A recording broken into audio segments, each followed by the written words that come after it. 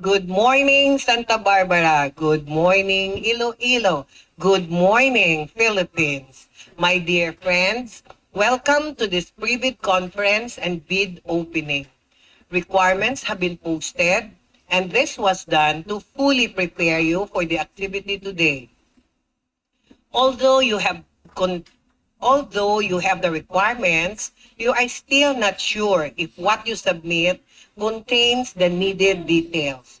It takes a lot of thinking, a lot of perseverance, a lot of excellent logical thinking to come up with a good proposal. Of course, you may have many doubts. You may not have the answers to many questions. This is the very reason why we are here. We have to have a rigid exercise of the mind. We have to do a lot of brainstorming. Let us pray. Gracious God, with hearts full of gratitude, we lift our voices to you. Thank you for the countless blessings you have bestowed upon us. As we open this bid opening and private conference, we ask for your renewing grace and inner peace. Let your love flow through us, filling us with the strength to face many challenges that come our way. In this time together, may we be remembered of the abundance of your love and blessings. We offer our thanksgiving to you, trusting that your presence will be with us. Amen. Our procurement head, Engineer Elna Nepomuceno, will now call the roll. Good morning once again. May I introduce to you the members of Bids and Awards Committee of this office. We have present this morning, we have Engineer Sentia C. Caigoy as our back chairperson, Engineer Eva Esbidonia as back vice chairperson, Engineer Gemma H. Tamagos as back regular member, Engineer Jaime E. Sumagaysay as back provisional member, and Miss DBL Amper as back secretariat member. May I turn over this to Engineer Sentia C. Caigoy for our bid opening for civil works and to be followed by our pre-bid conference for goods for civil works projects. Good morning once again. Since the members of the Bids and Awards Committee are in quorum, I now declare this opening for bid to order.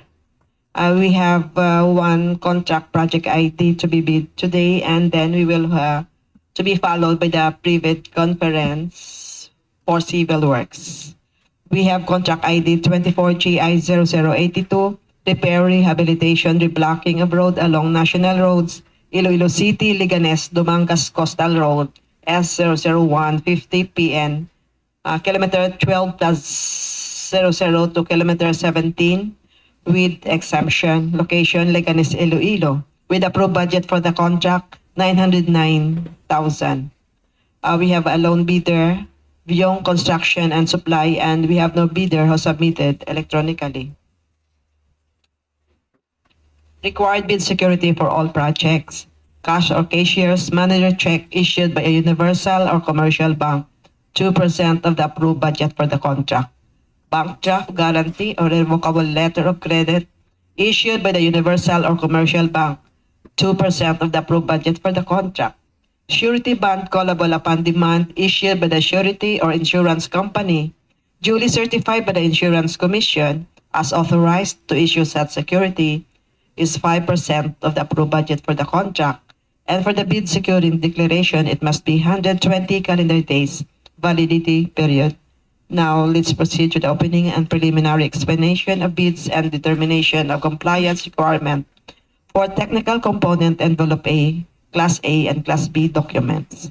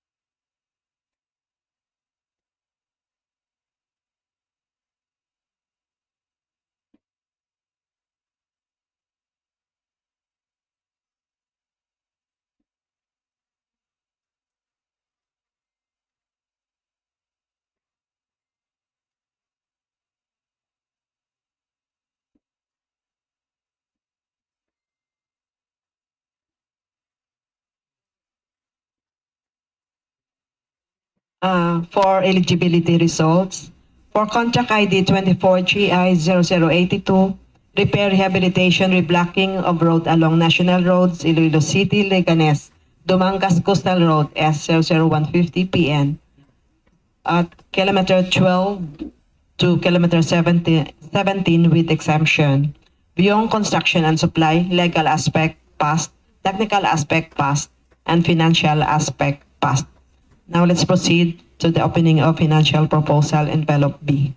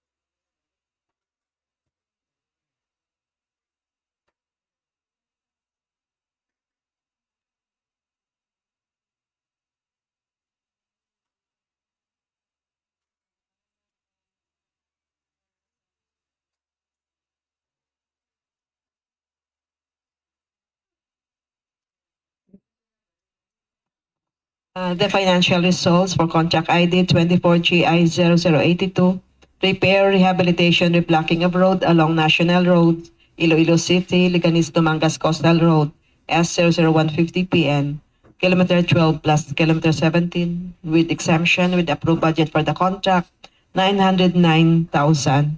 Beyond construction and supply in the form of bid securing declaration with 120 calendar days validity period in the bid amount of 907,950 pesos and 21 cents. All bids are subject to bid evaluation and post qualification. Then we will proceed to the pre-bid conference.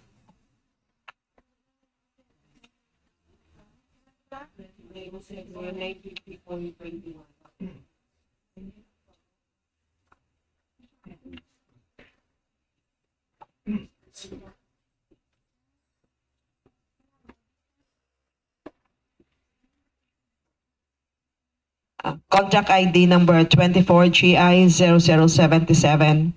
Preventive maintenance of road asphalt overlay Mandurriao-San Miguel-Alimodian-Maasin-Cabatuan Road, kilometer 17 plus 650 to kilometer 18 plus 400, kilometer 21 plus 54 to kilometer 21 plus 460, kilometer 24 plus 166 to kilometer 24 plus 305, kilometer 25 plus 988 to kilometer 28 plus 250.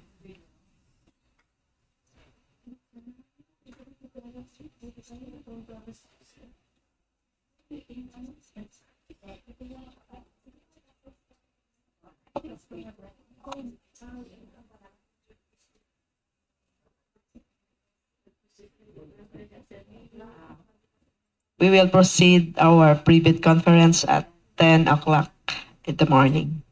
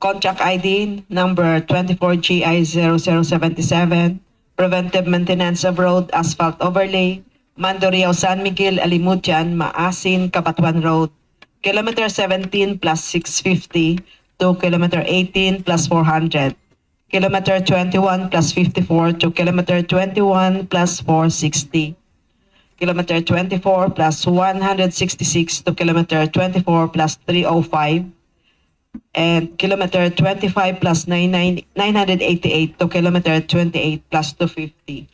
Location, San Miguel, Iloilo. Funding source, FY 2024 General Appropriations Act, RA number 11975. Scope of works, 50 mm thick asphalt overlay of 9.3, 86 lane kilometer of road with correction. Approved budget for the contract, 90,650,000 with 136 calendar days contract duration.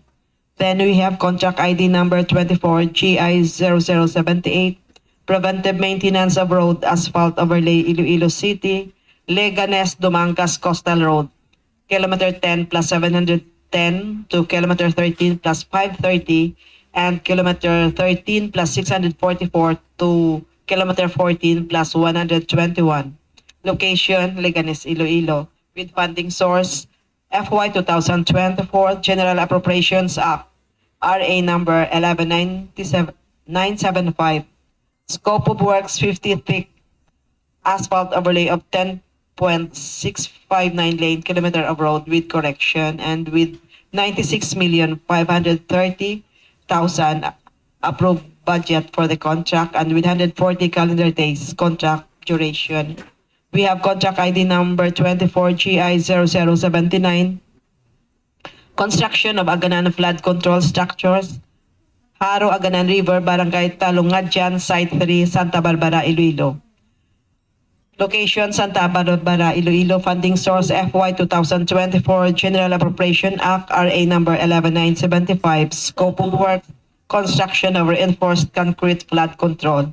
With approved budget for the contract, 67,550,000, and with 263 calendar days contract duration. And we have contract ID number 24GI0080, construction of multipurpose building, Barangay Punong, Alimodian, Iloilo. Funding source, FY 2024 General Appropriation Act, RA number 11975, construction of multipurpose building as per plan and specification, with the approved budget for the contract, 4,950,000 with 106 calendar days contract duration. Then we have contract ID number 24GI0081, construction completion of multipurpose building, Gymnasium, Cabugao, Norte, Pavia, Iloilo. Location, Pavia, Iloilo. With funding source, FY 2024 General Appropriation Act, RA number 11975. Scope of works, construction of additional one span of Gymnasium with a dimension of 6 meter by 19, including slab on fill, an elevation 1.2 finished floor line from natural ground line, also provision of stage as per plan and specification, with approved budget for the contract, 3,019,500 pesos with 134 calendar days contract duration. For eligibility requirements, for Class A documents, legal documents, technical documents, financial documents, and for Class B documents for joint venture. For Class A documents, we have the legal documents, registration certificate from the Securities and Exchange Commission, Department of Trade and Industry for sole proprietorship or Cooperative Development Authority for cooperatives, mayor's or business permit issued by the city or municipality where the principal place of business of the prospective bidder is located, or the equivalent documents for exclusive economic zones or areas, tax clearance per Executive Order 398 Series of 2005 as finally reviewed and approved by the Bureau of Internal Revenue. For technical documents, valid pickup license or special pickup license in case of joint venture, and registration for the type and cost of the contract to be bid. For contract ID 24GI0077 and 24GI0078. License category B, kind of project. G-1, road, highways, pavement, railways, airport, horizontal structure, and bridges. For size range, we have medium A. For contract ID 24GI0079 with license category B, kind of project. G-2, irrigation or flood control with a size range of medium A. For contract ID 24GI0080 and 24GI0081 with license category C and D, kind of project GB-1, building or industrial plant with a size range of small b. Statement of bidders to all its ongoing government and private contracts, including awarded but not yet started, if any, whether similar or not similar in nature and complexity to the contract to be bid.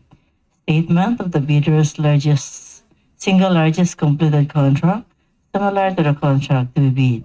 And under that, we have adjusted to current price using Philippine Statistic Authority consumer price indices must be at least 50% of the ABC to be bid, provided, however, that a contractor in the small a and small b categories without similar experience on the contract to be bid may be followed to bid if the cost of such contract is not more than the allowable range of the contract cost of their registration based on the guidelines as prescribed by the PCAP. A contract shall be considered similar to the contract to be bid if it has the following categories. For contract ID 24GI0077 and 24GI0078 for major category of works, road, construction, asphalt. Similar categories of work, roads, rehabilitation, asphalt.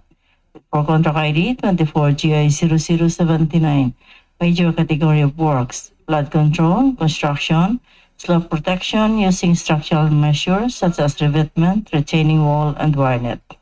For similar categories of work, road construction, slope protection using structural measures such as revetment, retaining structure, and wire net.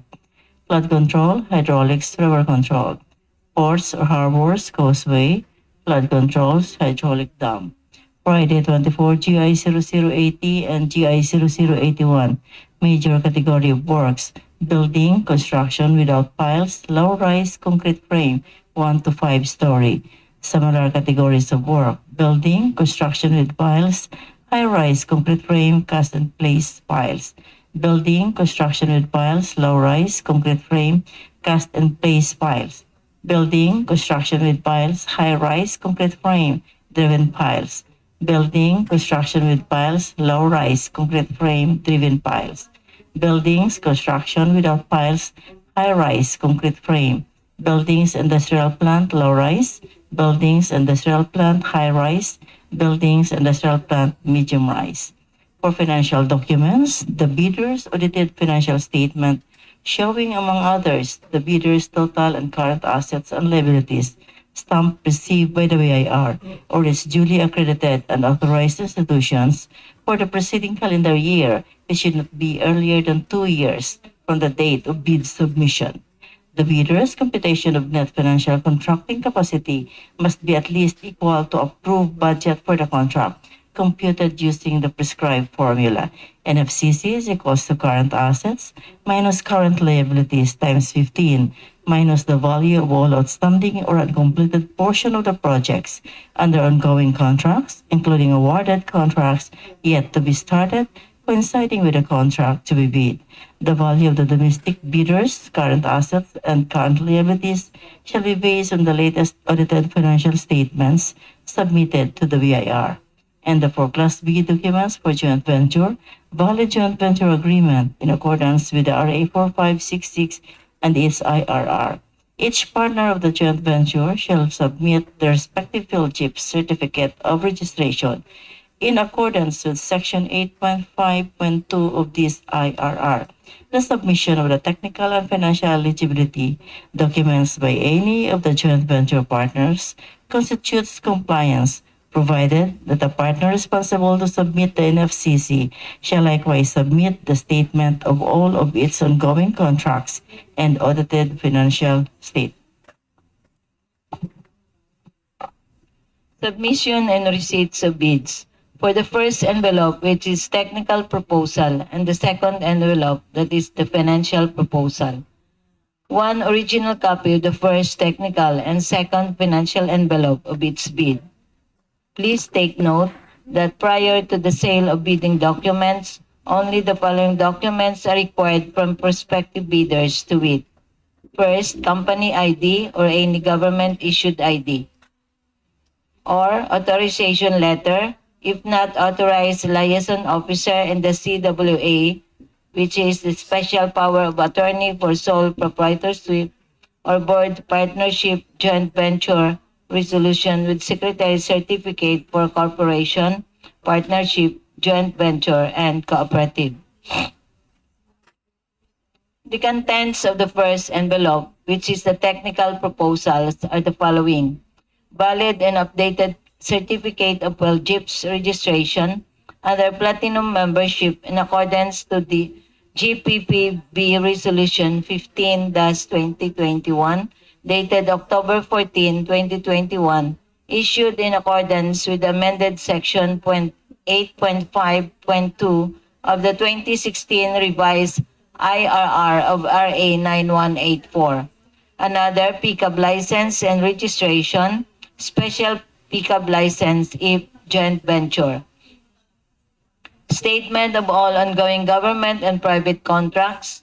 Statement of single largest completed contract, NFCC computation, and joint venture agreement if applicable. The original copy of bid security in the prescribed form, amount and validity period. If in the form of a surety bond, submit also a certification issued by Insurance Commission or original copy of an authorized bid securing declaration. The bid validity period is 120 calendar days from the date of submission of bids, and the bid security validity period is also 120 calendar days from the date of submission of bids. The form of bid security with the corresponding amount of bid security not less than the required percentage of the approved budget for the contract. For cash or cashier's manager's check issued by Universal Commercial Bank is 2% of the approved budget for the contract.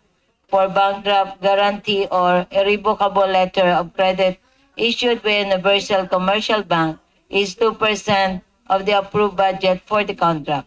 For the surety bond callable on demand issued by a surety or insurance company duly certified by the Insurance Commission as authorized to issue such security is 5% of the approved budget for the contract.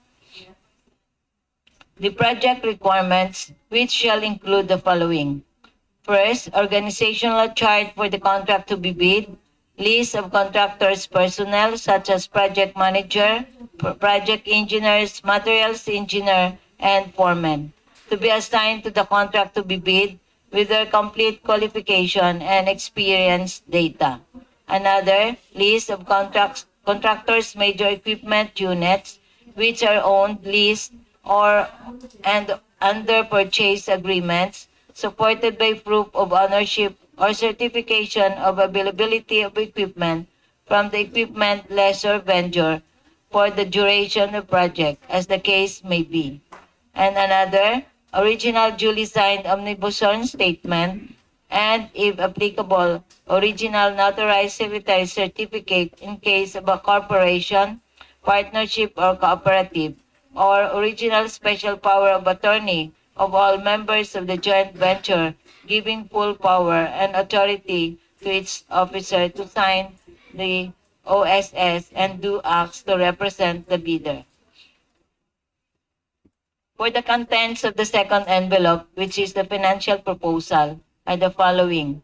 First, original of duly signed and accomplished financial bid form in accordance with the form prescribed in Section 10, bidding forms of bidding documents. Original of duly signed bid prices and the bill of quantities. Duly accomplished detailed estimates form, including a summary sheet indicating the unit prices of construction materials, labor rates, and equipment rentals used in coming up with the bid. And the last is the cash flow by quarter.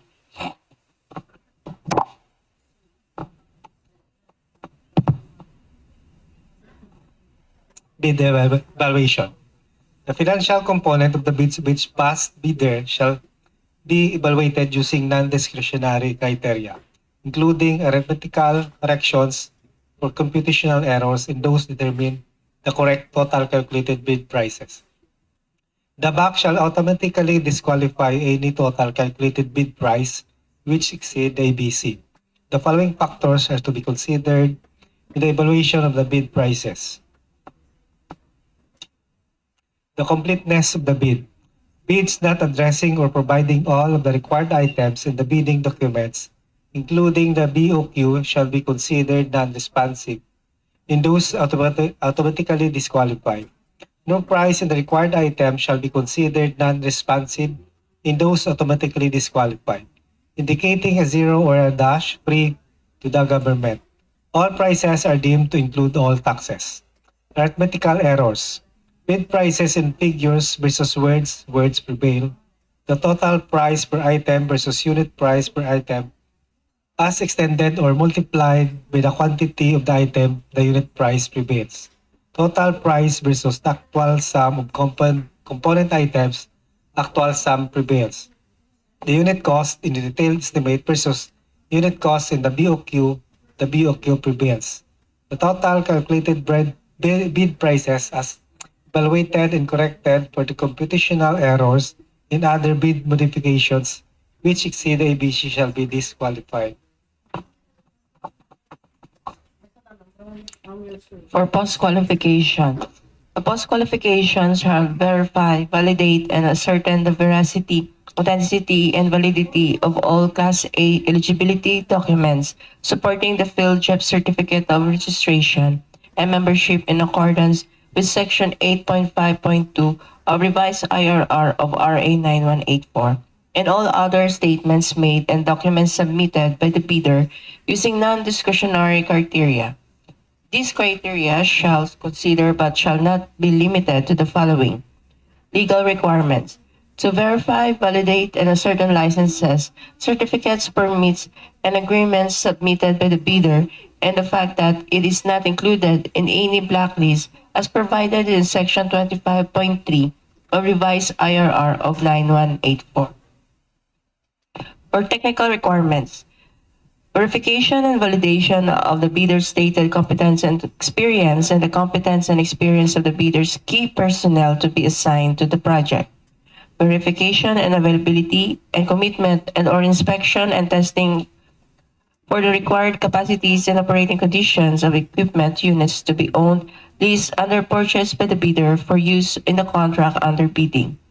Failure of the prospective bidder to state a complete technical description of the pledged equipment and the specific location shall result in the bidder's automatic post-disqualification for award of a contract and forfeiture of its bid security per DO number 58 series of 2012. Checking the performance of the bidder in its ongoing government and private contracts if any of these ongoing contracts shows negative slippage of at least 15% in any one project or negative slippage of at least 10% in each of two or more contracts. Failure of the contractor to commence repair works and to complete ongoing contract in the prescribed date after receipt of the notice and defects and deficiencies.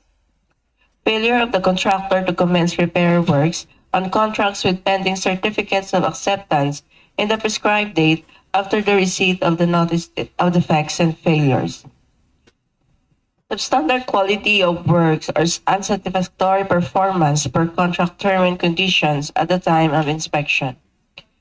DO number 127 series of 2018, strict application of RA 9184 in the conduct of post-qualification of bidders with delayed ongoing contracts with the DPWH. Note that if the BAC verifies any of these deficiencies to be due to the contractor's fault or negligence, the agency shall disqualify the contractor from the award. Ascertainment of the authenticity of the bid security and its correctness as to type, amount, form, and wording, and validity period as required in the bidding document. For financial requirements, to verify, validate, and ascertain the bid price proposal of the bidder, and whenever applicable, the required committed line of credit in the amount specified and over the period stipulated in the bidding documents or the bidder's NFCC to ensure that the bidder can sustain the operating cash flow of the transaction. Notes on the personnel and equipment requirements of the project as per DEO number 9 series of 2012, technical requirements for civil works projects for public bidding. If a proposed key technical personnel is an employee of the bidder and working on another project at the same time of the bidding, the bidder shall submit a certification that the personnel will be pulled out from the ongoing project once the bidder is awarded the contract, and he or she will replace with another person with equal or better qualifications as certified by the head of implementing office. The bidder may propose a key technical personnel who is not its employee, provided that the said personnel is required to submit a certification that he or she will work for the bidder if it is awarded the contract under bidding.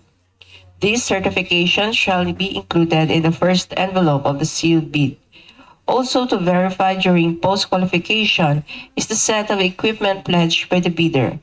The bidder should specify in the submitted bid the location of the equipment where they can be inspected.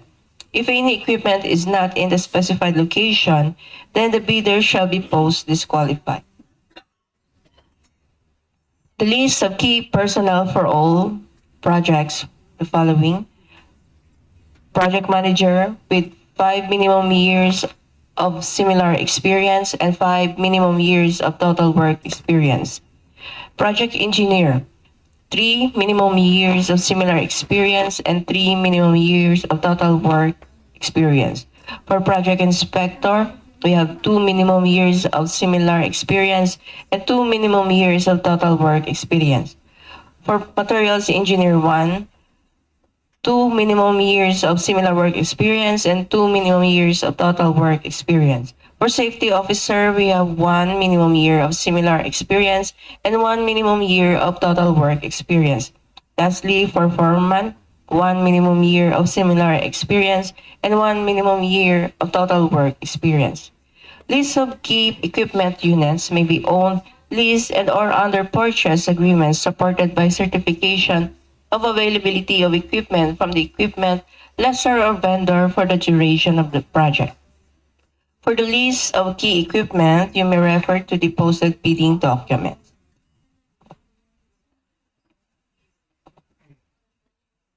The proof of ownership of equipment requirements are copies of current LTO official receipt and certificate of registration of the equipment, which should be attached together with the affidavit of ownership. In case of leased equipment, a lease contract and affidavit of equipment should be submitted with the lessor or owner as the pledger of the equipment, stating therein that the equipment will be available for the whole duration of the project. For purchase agreement, the description of the equipment to be purchased, such as brand or model, type of equipment, motor number, body number, and the capacity must be indicated in the document. Otherwise, the bank will not honor the purchase agreement and the bidder will be declared as non-complying.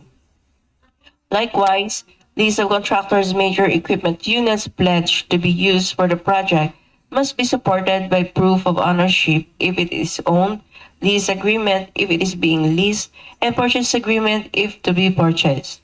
A certification of availability of equipment for the duration of a project must also be provided by the equipment owner and or lessor or vendor. Prospective bidders or contractors are likewise required for the inclusion of the minimum material testing equipment in the technical component of the bid, in compliance with DO number 11 series of 2017, superseding DO number 18 series of 1990 and all other issuances. All documents in support of the ownership of equipment pledge and other documents photocopied from the originals shall be legibly readable and will be authenticated as needed during the post-qualification process. Corollarily, DO number 58 series of 2012 dated August 29, 2012, further provides the inclusion of material data on the pledged equipment of the bidder by requiring all bidder or contractor to fully comply with the contract minimum equipment requirements as prescribed in the bid documents, a complete technical description of their pledged equipment, whether owned or leased, such as but not limited to the engine number, year model, chassis number, plate number, production and load capacity, availability, and operating condition. In addition, bidders were also required to state in their bid documents the particular place or site where the equipment are located, as provided for under DO number 9 series of 2012, that failure to comply with the said requirements shall result in the bidder's automatic post-disqualification for award and forfeiture of its bid security.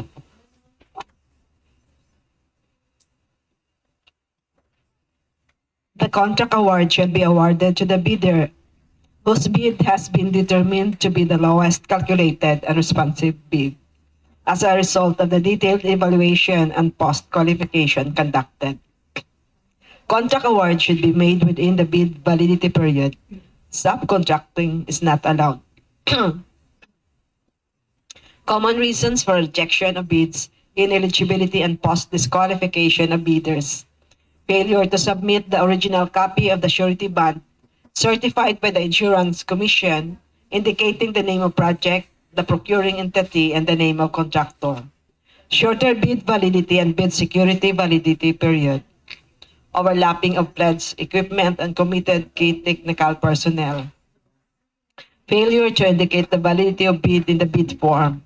Late submission of bid. Failure to submit supporting documents such as certification of availability of equipment from the equipment lessor, vendor for the duration of the project, if equipment pledge is to be leased or purchased. Negative slippage of at least 15% in any one project or negative slippage of at least 10% in each of 2 or more contracts. And unsatisfactory CPS rating.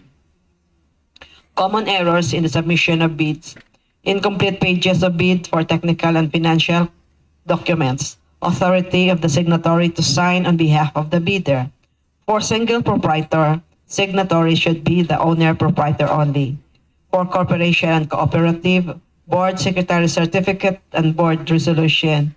And for the joint venture resolution or agreement.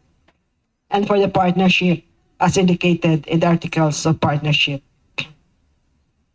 Deadline for submission of clarification and amendment is on February 23, 2024. Address to Safia C. Caigoy, Chairperson. Email address caigosafia@dpwh.gov.ph or Elna P. Nipomosino, Head Procurement Unit. Email address nipomosinoelna@dpwh.gov.ph.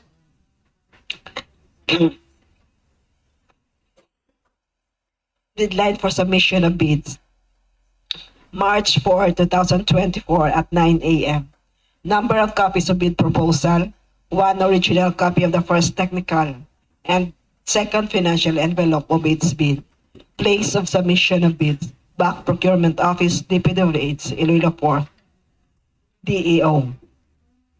To all prospective bidder, you may submit your bid either electronically or manually pursuant to Department Order Number 87, Series of 2020, and submit your queries, if any, until February 23, 2024, at least 10 days from the opening of bids. Our pre-bid conference adjourned at exactly 29 a.m. Good morning and